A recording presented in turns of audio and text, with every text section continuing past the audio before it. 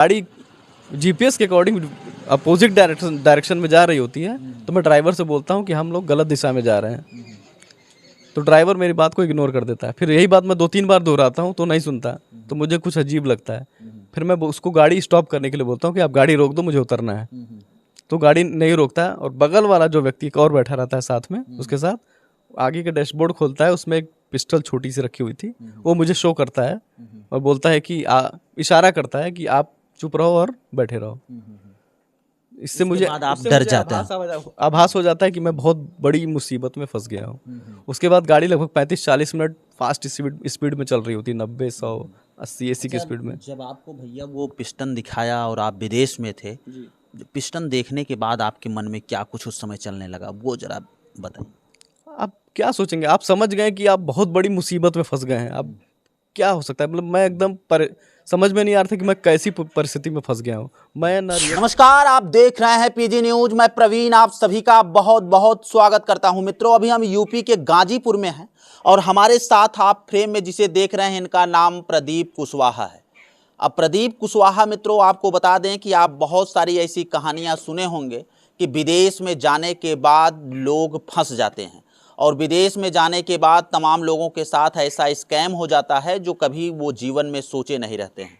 भारत के वो तमाम नागरिक हैं मित्रों, आपको बता दें कि पासपोर्ट और वीज़ा बनवाकर विदेश में जाकर अच्छे पैसे कमाने की लालच होती है, चाहत होती है, लेकिन उस लालच में उनको ये नहीं पता होता है कि शायद विदेश में जाने के बाद हम पूरे जीवन वहाँ से अपने देश इंडिया न लौट सके। उसी का शिकार बन गए थे प्रदीप कुशवाहा जी। मित्रों, इनकी कहानी जो है, इनकी जो दर्द है, जब उसको ये कैमरे पर बयां करते हैं तो वो हर नागरिक भारत का विदेश जाने के लिए डरने लगेगा। ये मैं दावे के साथ कह सकता हूँ। इनके साथ जो वहाँ पर प्रताड़नाएं की जाती हैं, उससे आप सहम जाएंगे, डर जाएंगे और कहीं न कहीं विदेश जाने का आप नाम नहीं लेंगे। आप सोचेंगे कि हम नमक रोटी खा लेंगे लेकिन रहेंगे भारत में। भैया बहुत बहुत स्वागत है आपका भारत वापस आने के लिए, बहुत बहुत स्वागत है आपका। धन्यवाद। एक बार अपना नाम बता दीजिए। जी, मेरा नाम प्रदीप कुशवाहा है। प्रदीप कुशवाहा जी। आपकी स्टोरी हम लोगों ने सुना, स्टोरी सुनने के बाद कहीं न कहीं हम लोग भी द्रवित हो गए और आपकी स्टोरी छोड़कर जाने की इच्छा नहीं होती है। क्या है कुछ कहानी, जब आप इंडिया से जाते हैं विदेश के लिए, वहाँ पे फिर क्या क्या कुछ होने लगता है आपके साथ? जी, मुझे एक जॉब ऑफर मिला था लिंक्डइन ऑनलाइन माध्यम से, थाईलैंड में, चिंगमाई में। वहाँ पर मैं ज्वाइन करता हूँ 9 जनवरी को 2024 को एज ए रेस्टोरेंट मैनेजर। वो एक इंडियन रेस्टोरेंट था और वहाँ पर 4.5 महीने मैं नौकरी करता हूँ और जॉब स्विच करने के लिए वहाँ के लोकल जॉब पोर्टल पे अप्लाई करता हूँ, सोशल मीडिया पे भी अप्लाई करता हूँ। तो मेरे पास एक कॉल आता है कि आपका जो रिज्यूम है वो शॉर्ट लिस्टेड हो गया है और आपका ऑडियो इंटरव्यू लिया जाएगा और उस इंटरव्यू के बाद आपका एक फिजिकल इंटरव्यू लिया जाएगा। अगर आप दोनों इंटरव्यू क्लियर करते हैं तो आपका सिलेक्शन हो जाएगा और जो आपका करंट सैलरी है उससे लगभग 40% ज़्यादा आपको सैलरी मिलेगी, उससे भी ज़्यादा।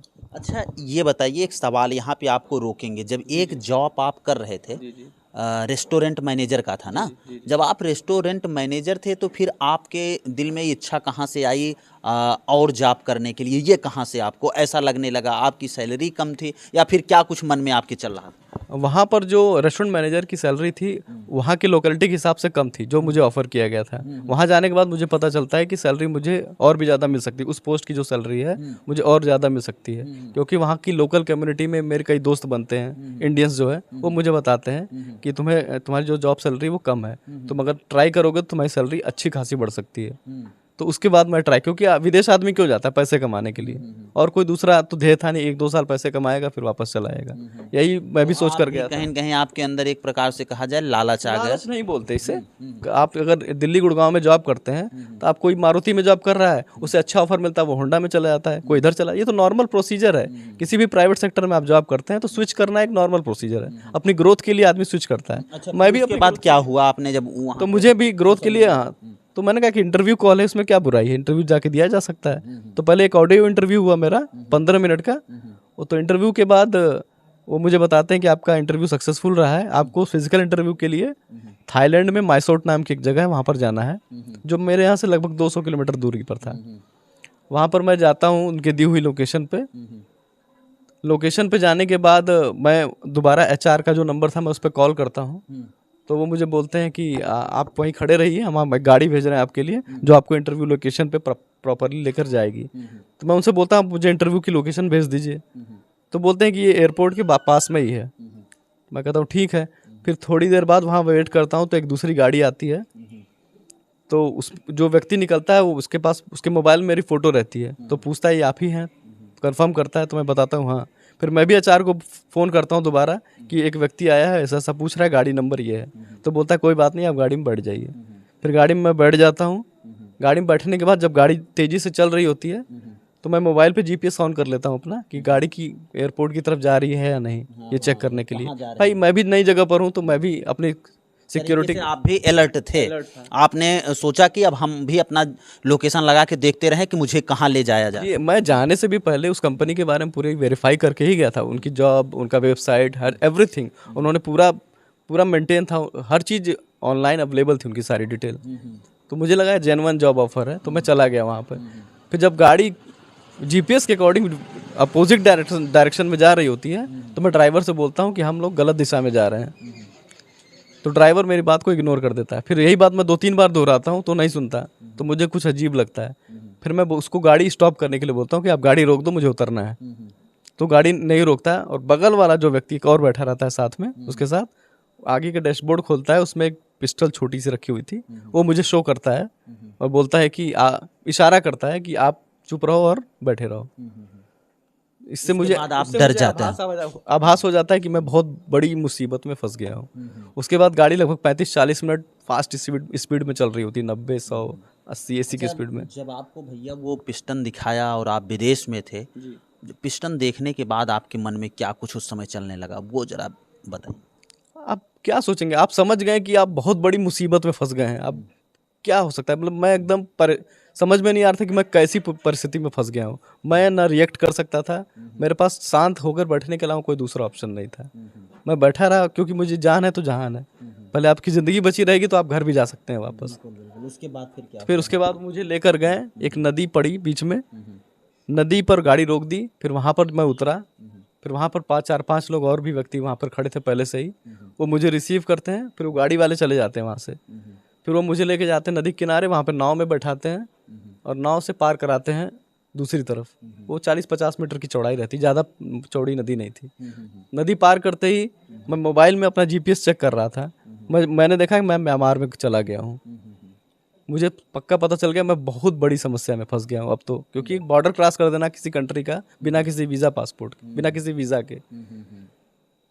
वहाँ देखता हूँ तो वहाँ पे आर्मी की ड्रेस में बहुत सारे लोग AK-47 या बहुत सारे आधुनिक हथियार के साथ घूम रहे होते, टहल रहे थे। मैं समझ गया कि ये बहुत बड़ा कोई संगठन है जो ऐसा स्कैम या कुछ भी मानव तस्करी का काम कर रहा है। तो वहाँ से फिर एक दूसरी गाड़ी आती है, बगल में एक बहुत बड़ा कैंपस था, उस कैंपस में लेके मुझे जाती है।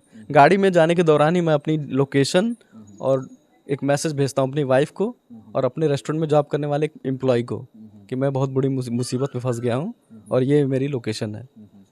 मैं गेट पे पहुँचता हूँ, मेन गेट पे, वहाँ गेट खुलता है। वहाँ पर सिक्योरिटी गार्ड जो होते हैं वो मेरा मोबाइल मुझसे ले लेते हैं, स्विच ऑफ कर देते हैं और मेरा बैग चेक करते हैं, जो भी पीठ वाला बैग था। उसके बाद मुझे अंदर भेज देते हैं। अंदर मैं जाता हूँ, एक बिल्डिंग रहती है वाइट कलर की, उसमें फर्स्ट फ्लोर पे जाता हूँ। वहाँ पर एक ऑफिस रहता है कॉल सेंटर टाइप का, जिसमें 150-200 लोग बैठे हुए थे, जिस सभी के पास कंप्यूटर था और उस कंप्यूटर पे लोग अपना कुछ काम कर रहे थे। वहीं पर खाली टेबल पे मैं बैठ जाता हूँ। 2 चाइनीज़ आते हैं ट्रांसलेटर के साथ, मुझसे बातचीत करते हैं इंग्लिश में कि आपको कंप्यूटर चलाना और टाइप करना आता है नहीं। मैंने बोला थोड़ा बहुत मुझे आता है। तो उन्होंने मेरी टाइपिंग स्पीड पूछी, टाइपिंग स्पीड कितनी है? मैंने बोला मुझे नहीं पता, मैंने कभी चेक नहीं किया। उसके बाद उन्होंने मुझे एक रूम अलॉट कर दिया दूसरी बगल की बिल्डिंग में ही।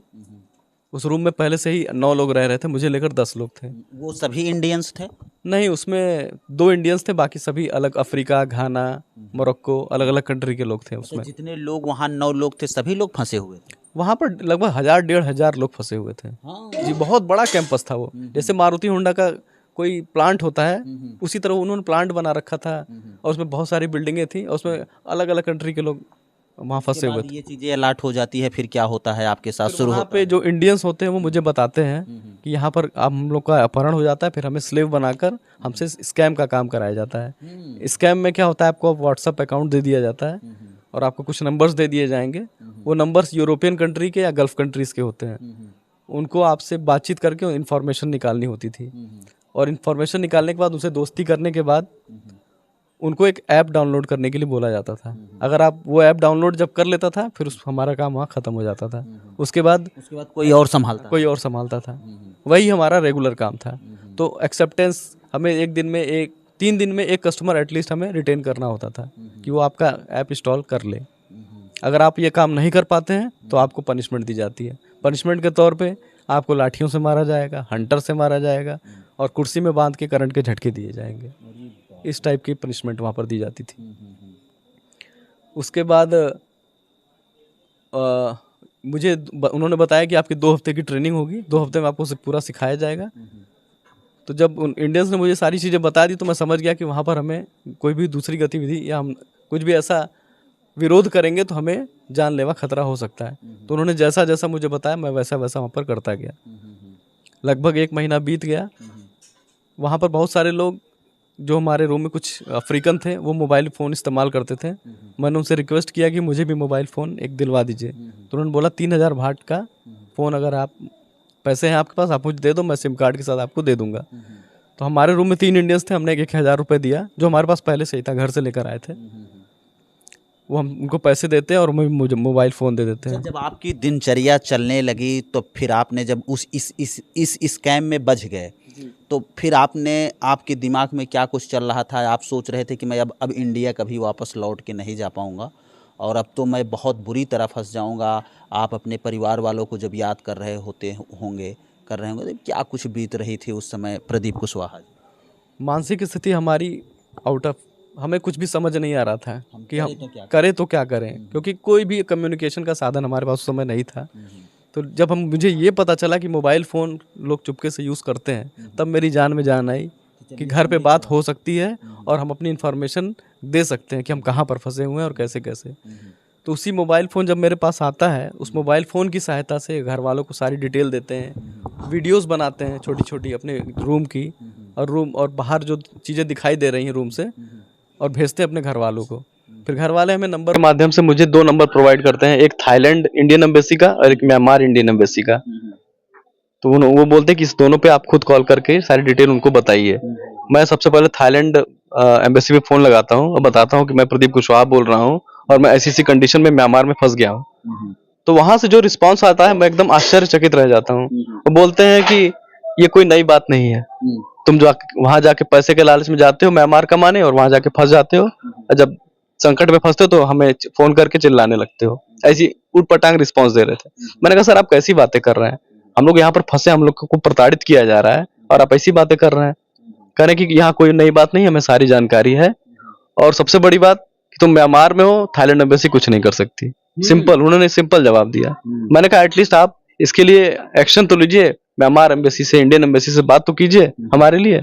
कह रहे ये काम आज से नहीं चल रहा है, 2016 से चल रहा है और तुम्हारे जैसे बहुत सारे लोग वहां फंसे हुए हैं। तो मतलब ये बहुत बड़ा स्कैम है।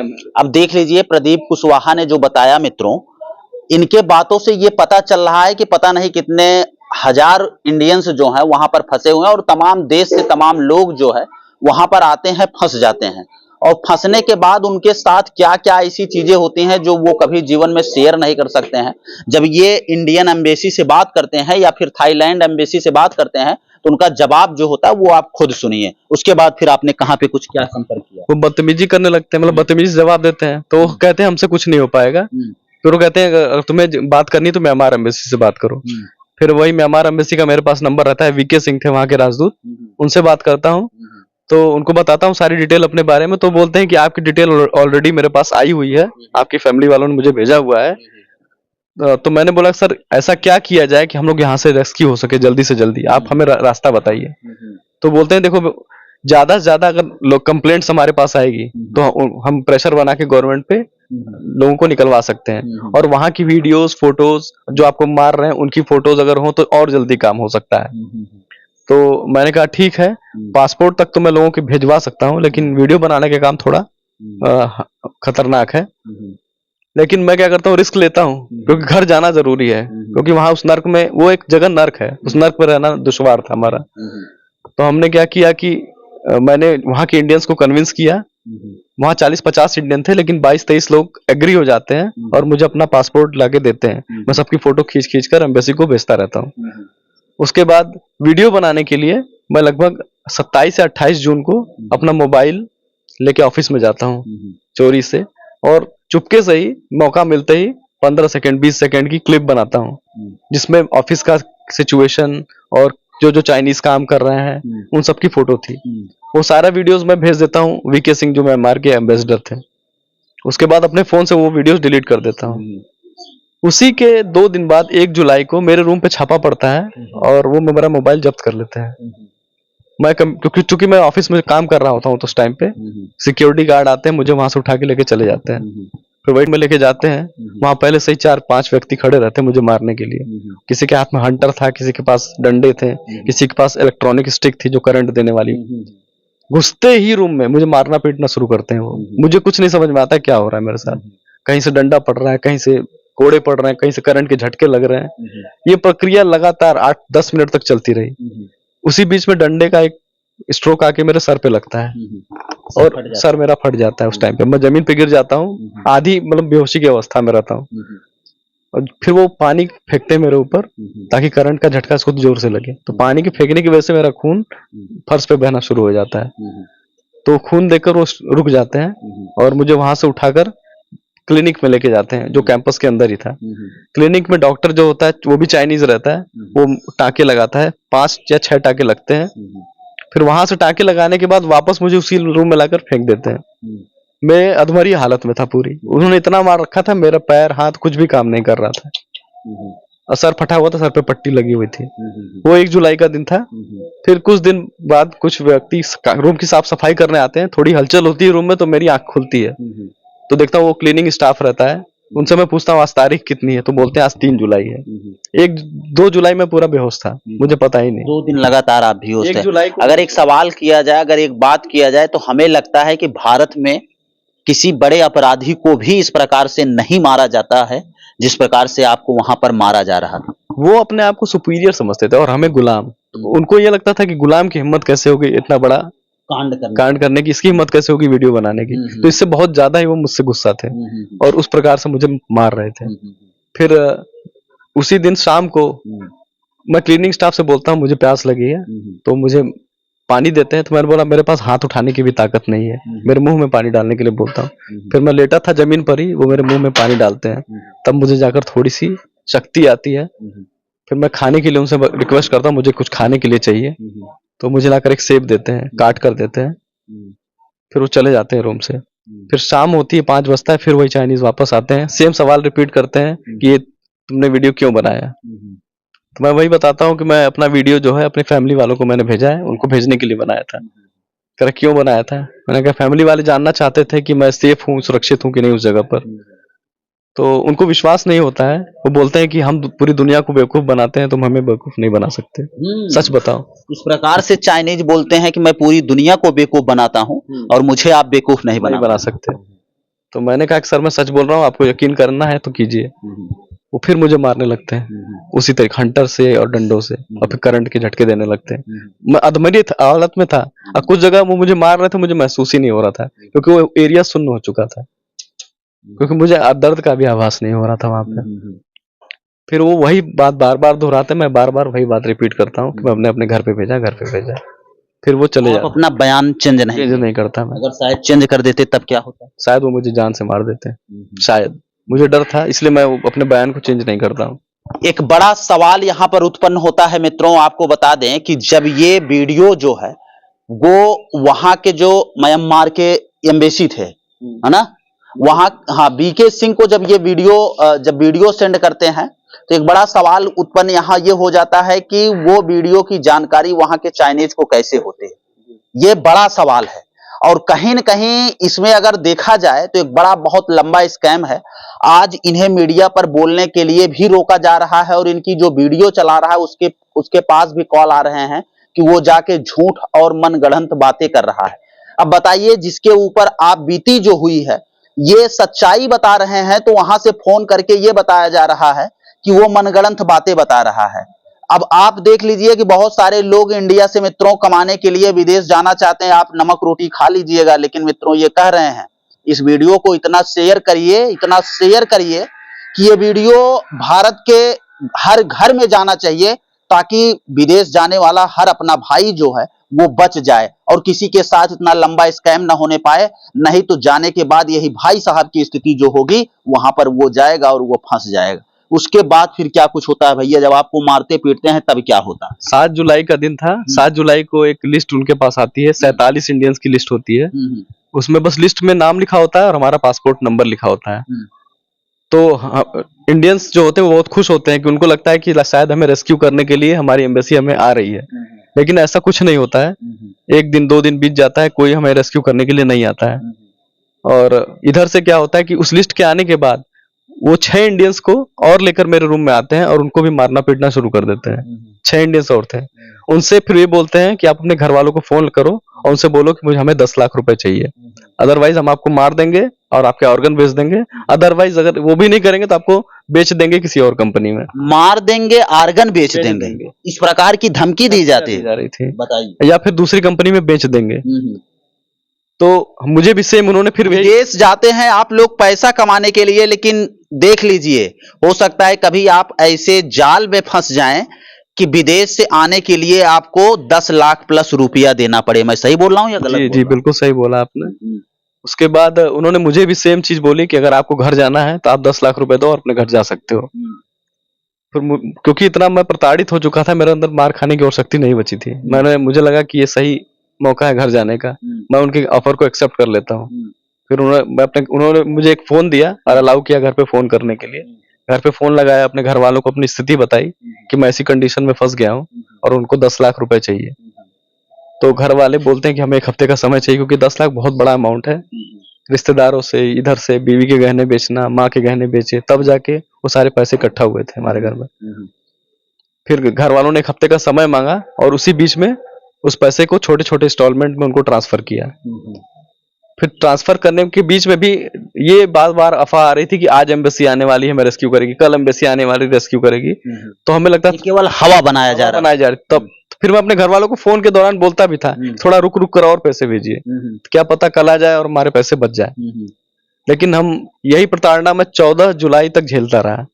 पैसे बचाने के लिए मैं मार भी खाता रहा ताकि मेरे घर वालों के पैसे ना खर्च हो। लेकिन 14 जुलाई भी जाती, कोई एम्बेसी नहीं आती, कुछ नहीं आता। फाइनली वो पैसा धीरे धीरे पेमेंट हो जाता है, 10 लाख। फिर बाकी लोग भी जिनके पेमेंट नहीं हो तो उनको भी प्रताड़ित किया जाता है। फाइनली 19 जुलाई को म्यांमार की आर्मी आती है और हम 7 लोगों को रेस्क्यू करके वहां से लेके जाती है। वहां से रेस्क्यू करके लेके जाने के बाद वो हमें मेवाड़ी नाम की म्यांमार में जगह लेके जाती है। वहां पर वो मुझे थाईलैंड, हम सभी 7 को हैंड ओवर कर देती है म्यांमार पुलिस को। म्यांमार पुलिस बोलती है कि आप लोग इनलीगली हमारे देश में आए हो, आपको जेल जाना पड़ेगा। फिर वो हमें जेल में डाल देते हैं। जेल में जब लोग जा रहे होते हैं, हमारी मुलाकात होती है शंकर नाम के व्यक्ति से। शंकर हमें ये बताता है कि भारत सरकार ने आप लोग को रेस्क्यू करने के लिए अपॉइंट किया है, हम आपको म्यांमार से थाईलैंड में निकाल सकते हैं। उसके लिए 2,70,000 रुपए आप लोग को पेमेंट करना पड़ेगा। बताइए, देख लीजिए कि कैसे कैसे स्कैम होते हैं, और एकदम सारी चीजें एकदम साफ तौर से भाई साहब को एक एक पॉइंट याद है मित्रों। अभी लास्ट में मैं बताऊंगा कि आप लोगों को क्या करना है, और अगर इस देश के आप सच्चे नागरिक हैं तो भाई साहब की आवाज को कहां से कहां पहुंचाना है। उसके बाद क्या होता है? मैंने बोला कि हम लोग ऑलरेडी पेमेंट करके वहां से आए हैं, काफी बड़ा अमाउंट, हमारे पास इतने पैसे नहीं है। उन्होंने बोला कि हमें उस पेमेंट से कोई लेना देना नहीं है, ये हमारा अपना पैसा है, हमें आर्मी को, पुलिस को, सबको पैसे खिलाकर आपको बॉर्डर पार कराना पड़ता है।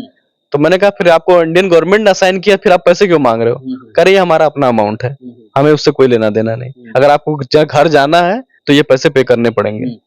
फिर हमने वही किया, घर वालों को फोन किया और 2,70,000 की जानकारी दी। तो 2 दिन के अंदर हमारे घर वालों ने उसको पेमेंट कर भी दी। फिर से भेजा। जी। उस दौरान 1 महीना हम लोग लगभग 19 जुलाई से लेके 22 अगस्त तक म्यांमार की जेल में बंद थे। 1 महीने लगातार? 1 महीने। वो ऐसी जेल थी जिसमें केवल एक आदमी के लिए 2 स्क्वायर फुट की जगह थी। उस छोटे से कमरे में 60 लोग थे। उस कमरे में हमने 1 महीना काटा। एक आदि मानव की जो जिंदगी होती है वहां पर हमने वो काटी थी। वहाँ हमारा स्वास्थ्य एवरीथिंग सब कुछ बिगड़ चुका था। ऑलरेडी हम वहाँ हमारा स्वास्थ्य बिगड़ा हुआ था, यहाँ आकर और भी ज्यादा बिगड़ गया। बहुत सारी बीमारियां हमें घेर ली गई। 1 महीने बाद जब वहां से हम निकलते हैं, और रक्षाबंधन का दिन था, उस दिन रेस्क्यू होते हैं। उस दिन एजेंट हमें एक फोन लाकर मुझे देता है, बोलता है कि आपके परिवार ने इस फोन का पैसा हमें दिया है और आपको बोला है देने के लिए। 12,500 रुपए उन्होंने दिए थे उस एजेंट को। वो फोन से फिर मेरी बात होती है घर पे, मेरी सिस्टर मुझसे बात करती है, सिस्टर रोने लगती जी रक्षाबंधन का दिन था, मैं भी रोने लगता हूँ। फिर वो मेरी सिस्टर बोलती है कि उसको हमने एक्स्ट्रा पैसे और दिए हैं तुम्हारे पास कैश देने के लिए, ताकि तुम्हारे जेब में कुछ पैसे भी रहे। फिर 5,000 भाट, वहां की जो करेंसी लगभग 12-13 हजार रुपए, वो हमारे, हाँ नहीं थाईलैंड के, क्योंकि वहां पर वही करेंसी चलती थी। वो एजेंट हमें देता है, फिर बोलता है कि आप लोग यहाँ से जाएंगे थाईलैंड, थाईलैंड में भी वहां की पुलिस आपको फिर से जेल में डालेगी, क्योंकि आप लोग उनका बॉर्डर क्रॉस करके यहाँ आए हो। फिर वहां पर आपको कोर्ट में ले जाया जाएगा।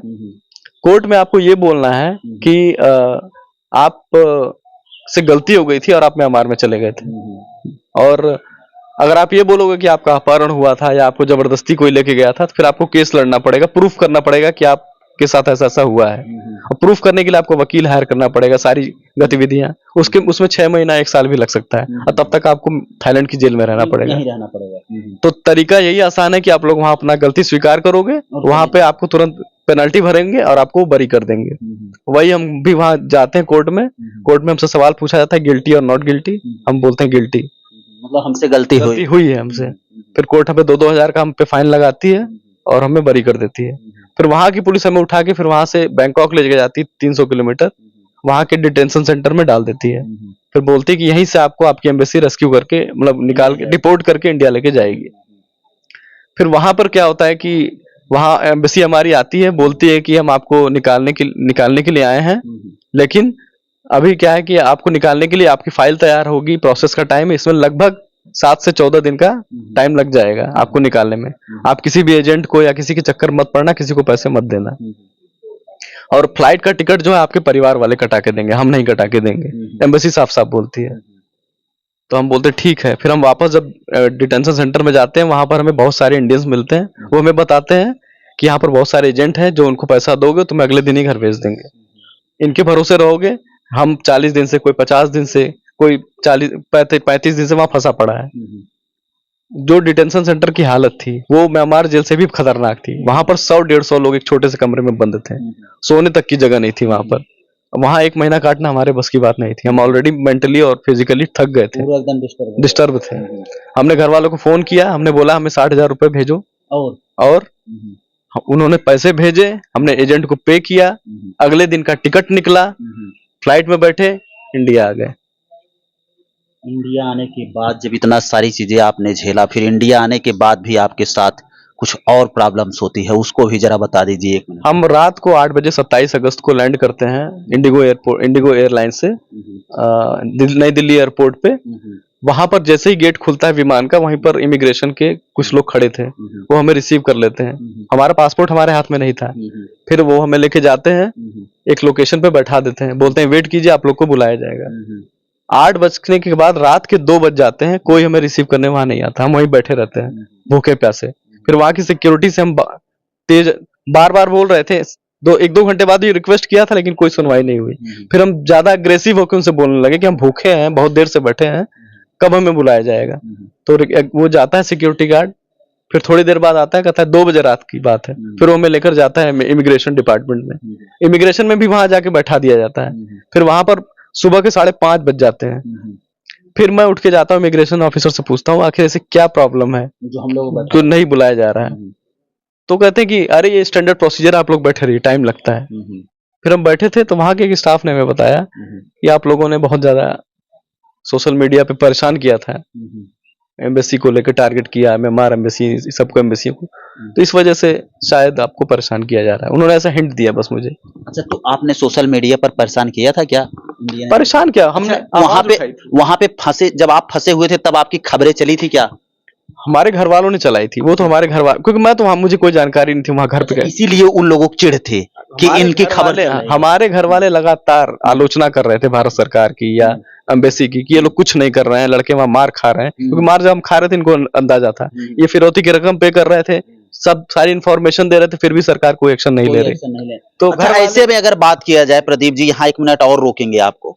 जहां पर सरकार, अगर केंद्र सरकार की बात किया जाए, प्रदेश सरकार की बात किया जाए, यहां पर हमारी सरकार जो है ये चिल्लाती है कि विदेशों में डंका बज रहा है, विदेशों में जाने के बाद एकदम पूरा नारे लग रहे हैं। अब मैं नारा नहीं बताऊंगा। तो आपको क्या लग रहा है महाराज, ऐसे में अगर बात करें, कोई इंडियंस जो एक बहुमूल्य वोट देकर संसद भवन और विधान भवन में पहुंचा देता है और ऐसे व्यक्ति इस प्रकार के नारे लगवाते हैं, और वहां जाने के बाद आपको यार हंटर से, लाठी से, डंडा से इस प्रकार मारा जाता है कि आप लहूलुहान हो जाते हैं, आप केवल जान लेकर इंडिया आते हैं। ऐसे सरकार से क्या कहना चाहेंगे और इस प्रकार के मामले को सुधार करने के लिए क्या कुछ कहेंगे आप? मैं सरकार से बहुत ज्यादा ही डिसअपॉइंटेड हूँ। मैं और मेरी पूरा परिवार बहुत ज्यादा ही डिसअपॉइंटेड है, क्योंकि सब कुछ जानने, क्योंकि उनको पल पल की जानकारी मिल रही थी कि हमारे साथ क्या घटना घट रही है, हमसे फिरौती मांगी जा रही है, हमें मारा जा रहा है, उसके बावजूद कोई एक्शन नहीं लिया जाता है। और निकलने के लिए भी हमें फिरौती की रकम देनी पड़ रही है, और जब हम निकल जाते हैं वहां से, तब ट्विटर पे सरकार, म्यांमार और इंडियन गवर्नमेंट की एम्बेसी ट्वीट करती है कि हमने 6 इंडियन को रेस्क्यू कर दिया है। बताइए, वो क्रेडिट ले रहे हैं, वाही ले रहे हैं, वाही ले रहे हैं। तो उस ट्वीट के नीचे ही जितने भी 6 फैमिली के मेंबर थे, वो उन्हें आलोचना करते हैं कि ये आपने कोई रेस्क्यू नहीं किया, हमने पेमेंट किया तब जाके हमारे बच्चे बाहर निकले हैं। तब तो उन लोगों को और हालत खराब हुई होगी। तो वही उनको बहुत ज्यादा धक्का लगता है बार बार सोशल मीडिया पे। तो वहां का जो शंकर था, जिसने हमने पेमेंट की थी, वो आके मुझे खुद बोलता है कि अपने घर वालों से बोलो कि वो ट्वीट से जो भी ट्वीट डाले उसको डिलीट कर दे। सोशल मीडिया पर तुम जितना हरकत करोगे, तुम्हें यहाँ इतनी ज्यादा परेशानी होगी। क्लियर मैसेज था। अब आ गए हैं, अब जरा हरकत आपकी रोक ले। नहीं, यहाँ पर आने के बाद मैं पूरा स्वतंत्र, उसने ये भी बोला कि आप घर जाके जो करना है वो कीजिएगा। मैंने कहा ठीक है, तो घर जाके मुझे जो मन कर रहा है मैं कर रहा हूँ। मैं मीडिया में इंटरव्यूज दे रहा हूँ, मैं सबको अवेयर कर रहा हूँ कि जो घटना मेरे साथ घटी वो बाकी किसी के साथ ना घटे। बिल्कुल। इवन आपको एक छोटी सी बात और बताऊंगा, जब मैं बैंकॉक डिपोर्ट होने के लिए बैंकॉक एयरपोर्ट पर था, वहां पर मेरी 6 इंडियन से मुलाकात होती है। वो भी इमिग्रेशन में बैठे हुए थे। मैं उनसे पूछता हूँ कि आप लोग को क्यों बैठाया गया, तो बोलते हैं कि हमारे पास शो मनी नहीं है। शो मनी मतलब एक निश्चित अमाउंट होता है पैसा, अगर आप विजिटर वीजा पे आए हैं तो उतना पैसा आपके पास होना चाहिए, अदरवाइज आपको नहीं जाने देंगे बाहर वो एयरपोर्ट के। तो उनके पास क्या था, 15,000 रुपए थे इंडिया के, टोटल उनको 25,000 कम से कम चाहिए थे। तो 10,000 कम थे, तो अपने घर वालों को फोन करके मंगवा रहे थे। तो इसीलिए इमिग्रेशन वालों ने उनको रोक के वहां बैठाया हुआ था। तो मैं उनसे पूछता हूँ, क्योंकि वो प्रोफेशनल और फॉर्मल कपड़े पहने हुए थे, तो मैं उनसे पूछता हूँ कि आप लोग जॉब करने आए हैं? तो बोलते हैं नहीं, हम जॉब करने नहीं आए हैं, घूमने आए हैं। तो मैं उनसे बोलता हूँ आप घूमने वाली ड्रेस तो नहीं पहन रखी है आप लोगों ने, आप लोग की ड्रेस देख के लग रहा है कि आप कोई जॉब वॉब करने आए। क्योंकि एजेंट उनको समझा के भेजते हैं कि आप किसी को नहीं बताओगे कि आप यहाँ जॉब करने आए, क्योंकि जॉब करने के लिए वर्क परमिट चाहिए होता है और वीजा चाहिए होता है। तो मैंने उनसे पूछा, फिर मैंने डायरेक्टली अंधेरे में तीर मारा कि कहीं, मैंने कहा आप लोग मैसआउट जा रहे हैं क्या? तो उनमें से वो मुझे आश्चर्य वाली नजरों से देखने लगते हैं। मैंने कहा बाहर शायद गाड़ी भी खड़ी होगी, एक फॉर्च्यूनर। तो उसमें से एक लड़का बोलता है कि आपको कैसे पता है बातें? तो मैंने उनको यही बताया कि आप लोग जहां जा रहे हो हम वहीं से आ रहे हैं। फिर मैंने उनको सारी घटना बताई। तो मेरी घटना पर उनको विश्वास नहीं हो रहा था, तो मैंने कहा ठीक है, मुझ पर विश्वास नहीं, मोबाइल फोन खोलिए अपना, यूट्यूब पे डालिए म्यांमार थाईलैंड स्कैम, आपको सब पता चल जाएगा। फिर वो डालते हैं, उसमें मेरी वीडियोस भी रहती हैं जो मेरे घर वालों ने बना के डाली थी। सब देखते हैं, उनकी आंखें फटी की फटी रह जाती हैं। उसके बाद वो हमें धन्यवाद देते हैं, भैया आपने हमारी जिंदगी बचा ली। और फिर तुरंत वहीं रिटर्न टिकट कटाते हैं। उनमें से 2 व्यक्ति हमारे साथी हमारी फ्लाइट में वापस आते हैं, और 4 जो है वो रात की फ्लाइट से आते हैं। अब देख लीजिए महाराज क्या क्या चीजें हैं। और आपको बता दें कि प्रदीप कुशवाहा जी जिस प्रकार से आवाज उठा रहे हैं, मुझे उम्मीद है कि इनकी वीडियो जो है वो आप लोग सोशल मीडिया पर इतना वायरल करेंगे कि भारत का हर नागरिक जो है वो कहीं न कहीं विदेश जाने से बचेगा। अगर आप भी विदेश जाने के लिए, पैसा कमाने के लिए मूड बना रहे हैं मित्रों, तो कतई आप जाइए मत। और यहाँ की सरकार की बात किया जाए तो यहाँ पर सरकार की वाकई में निंदा की जाएगी। और क्यों नहीं की जाएगी? क्योंकि एक इंडियन भाई के साथ इस प्रकार की घटना वहां पर घट रही है, और एम्बेसी जो है वो इनसे इस प्रकार से बात कर रही थी कि ऐसा लग रहा था कि जैसे ये लोग पूरी तरह से एकदम मनमानी कर रहे हैं। और एक बात और छोटी सी और बताना चाहूंगा, जितने लोगों को वहां से वापस भेजा गया है, उनके पासपोर्ट पे डिपोर्ट का ठप्पा मारा गया है, और 5 साल का थाईलैंड में बैन लगाया गया है। हाँ, सबके ऊपर जो भी वहां से। अच्छा, तो इंडियन एम्बेसी और भारत सरकार बोलती है कि हम रेस्क्यू करके ला रहे हैं, तो रेस्क्यू में किसी के ऊपर बैन क्यों लगाया जा रहा है? सिंपल सी बात है। वहां पर हमें अपराधी घोषित किया गया कोर्ट के अंदर कि हम लोग म्यांमार में गए, फिर यहाँ पे अपराधी घोषित करने के बाद हमारे ऊपर डिपोर्ट करके हमें 5 साल का बैन लगा के तब इंडिया वापस भेजा गया है। तो ये रेस्क्यू ऑपरेशन तो नहीं है। रेस्क्यू ऑपरेशन में बैन किस बात का? वहां पे हमें अपराधी बनाकर डिपोर्ट किया गया है और सरकार कह रही है हमें रेस्क्यू किया गया है। ये बहुत बड़ा क्वेश्चन है, बहुत बड़ा सवाल है। बिल्कुल सही बात है। तो आप ये देख सकते हैं मित्रों, ये कहीं न कहीं जिस स्कैम के तहत प्रदीप कुशवाहा जी फंसे हुए थे, अब आज उसी स्कैम का खुलासा कर रहे हैं। फिलहाल मैं आप लोगों से हाथ जोड़कर निवेदन करूंगा मित्रों, बार बार मैं अभी आज तक मैंने अपने किसी भी वीडियो को शेयर करने के लिए नहीं बोला था कि आप लोग इस वीडियो को शेयर करिएगा, लेकिन इस वीडियो को मैं आप लोगों से हाथ जोड़कर, दोनों हाथ जोड़कर ये निवेदन करना चाहता हूं कि ये भारत के उस नागरिक तक, उन तमाम नागरिकों के पास इस वीडियो को पहुंचाइए और उन तमाम जिम्मेदार अधिकारियों के पास पहुंचाइए साहब, जो सीना ठोकते हैं कि भारत का विदेशों में डंका बज रहा है, लेकिन भारत के जो या दूसरे देश की जो भारत की एम्बेसी होती है वो क्या कुछ करती है मित्रों, ये देख लीजिए। प्रदीप कुशवाहा जी जो है वो एकदम पूरा एक एक चीज जो है वो हकीकत बयां कर रहे हैं। फिलहाल इस वीडियो पर आप क्या सोचते हैं मित्रों, कमेंट राय में अपनी राय जरूर दीजिएगा। चलिए मिलते हैं फिर से एक नेक्स्ट वीडियो में और एक नई खबर के साथ, तब तक के लिए हमें दीजिए इजाजत। जय हिंद, जय भारत।